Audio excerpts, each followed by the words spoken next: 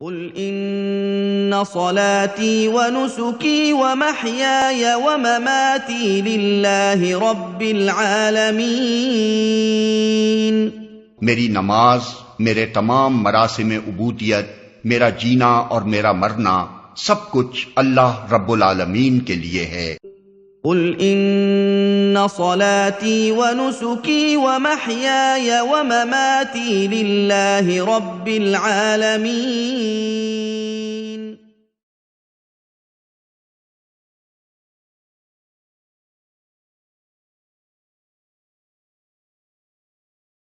نحمدہ و نصلی علی رسولہ الکریم، اما بعد۔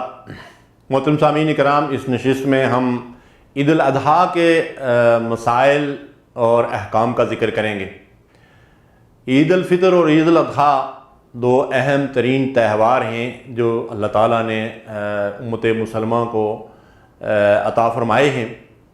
جب نبی کریم صلی اللہ علیہ وسلم مکہ سے ہجرت کر کے مدینہ تشریف لائے تو وہاں اہل مدینہ جو ہے وہ سال میں 2 مرتبہ تہوار بناتے تھے، تو اللہ کے نبی صلی اللہ علیہ وسلم نے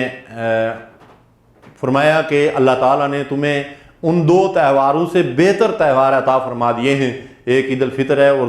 دوسری جو ہے وہ عید الاضحیٰ ہے۔ تو عید الاضحیٰ کے دن ہمیں اس کی نماز کے لیے جو تیاری کرنی چاہیے، اس دن ہمیں جو سنت کے مطابق عمل کرنا چاہیے، اس میں سب سے پہلی چیز تو یہ ہے کہ ہم غسل کریں اور صاف ستھرا لباس، اگر نیا لباس میسر ہو تو نیا لباس پہنیں، اور اس کے ساتھ ساتھ جو ہے وہ دانتوں کی صفائی کریں اور مسواک کریں۔ خوشبو استعمال کریں کہ خوشبو نبی کریم صلی اللہ علیہ وسلم کو بڑی محبوب تھی۔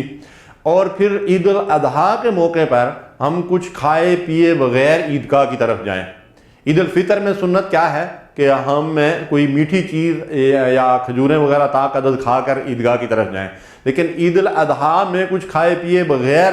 جو ہے وہ عیدگاہ کی طرف جانا نبی کریم صلی اللہ علیہ وسلم کی سنت ہے۔ اور پھر جو لوگ قربانی کرتے ہیں یا قربانی کا گوشت انہیں میسر ہوتا ہے تو وہ پھر اگر قربانی کے گوشت سے افطار کریں تو یہ بھی نبی کریم صلی اللہ علیہ وسلم کی سنت ہے، اور اس کو افطار کا نام دیا گیا ہے، یعنی دن کے وقت جب بھی وہ گوشت تیار ہو جائے تو اسے افطار کیا جائے۔ یہ کوئی مطلب یہ ہے کہ حکم نہیں ہے، فرض واجب نہیں ہے، لیکن رسول اللہ صلی اللہ علیہ وسلم کا یہ طریقہ ہے اور نبی کریم صلی اللہ علیہ وسلم کی یہ سنت ہے، تو اس کے اوپر عمل کیا جائے تو اجر و ثواب کا ذریعہ ہے۔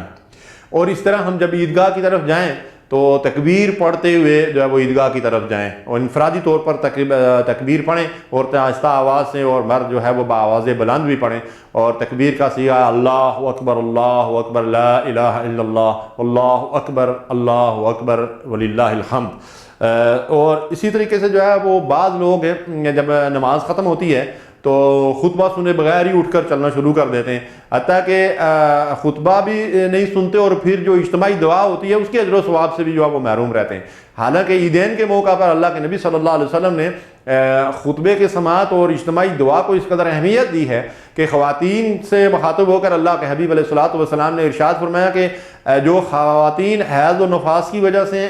نماز ادا نہیں کر سکتی وہ بھی عیدگاہ میں تشریف لائیں اور وہ خطبہ سنیں اور اس کے ساتھ اجتماعی دعا کے اندر شریک ہوں۔ اس کا مطلب یہ ہے کہ اس اجتماعی دعا کی بہت بڑی اہمیت ہے، بہت بڑی فضیلت ہے، وہ خاص قبولیت کا وقت ہوتا ہے، اور اس وقت وہ اجتماعی دعائیں ہمیں چند خاص موقعوں کے اوپر ملتی ہیں۔ نبی کریم صلی اللہ علیہ وسلم ہمیشہ اجتماعی دعا نہیں کرتے تھے، اس لیے کہ دعا جو ہے وہ انفرادی عمل ہے، لیکن جن مواقعوں پہ اجتماعی دعا کی ضرورت ہے وہ خاص قبولیت کے مواقع ہوتے ہیں۔ مثلا بارش کے لیے اگر آپ اجتماعی دعا کرتے ہیں، سارے اکٹھے نکلتے ہیں، استسقاء کی نماز پڑھتے ہیں اور اس کے بعد اجتماعی دعا کرتے ہیں، اس طرح مطلب یہ کہ خطبہ جمعہ میں اجتماعی دعا ہوتی ہے، اس طرح عیدین کے خطبے میں اجتماعی دعا ہوتی ہے، تو جو لوگ جو ہے وہ اس فضیلت سے اپنے آپ کو محروم رکھتے ہیں وہ بڑے بدنصیب ہیں۔ اور تھوڑا سا مطلب یہ ہے کہ وقت اگر وہ مزید وہاں بیٹھیں، دیکھیں خطبہ ہماری سمجھ میں آتا ہے یا نہیں آتا ہے، اگر عربی زبان میں خطبہ دیا جاتا ہے اور ہماری سمجھ میں نہیں آتا تو یہ کوئی مطلب یہ کہ شرعی عذر نہیں ہے کہ ہم اٹھ کر چلے جائیں۔ خطبہ ہماری سمجھ میں آئے یا نہ آئے، اس موقع پر، اس اجتماع کے اوپر، اس مجلس کے اوپر، خواہ مسجد میں ہوں یا کسی عیدگاہ میں ہوں،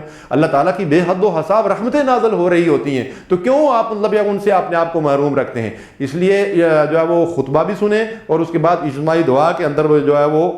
شریک ہوں۔ پھر یہ ہے کہ اس موقع پر بعض لوگ یہ سمجھتے ہیں کہ شاید ہمارے تہوار بھی جو ہے وہ غیر مسلموں کے تہواروں کی طرح ہیں، اس لیے جو ہے بعض لغویات کا جو ہے وہ مطلب یہ ہے کہ ارتکاب کرتے ہیں، گانے بجانے اور موسیقی اور فلمیں دیکھنا اور دوسری فضولیات کے اندر، اور خاص کر مطلب یہ ہے کہ عیدین کے موقع پر پھر یہ ہے کہ ان فضولیات کی وجہ سے وہ اپنی نمازوں کو ضائع کرتے ہیں اور جماعت کا جو ہے وہ مطلب یہ ہے کہ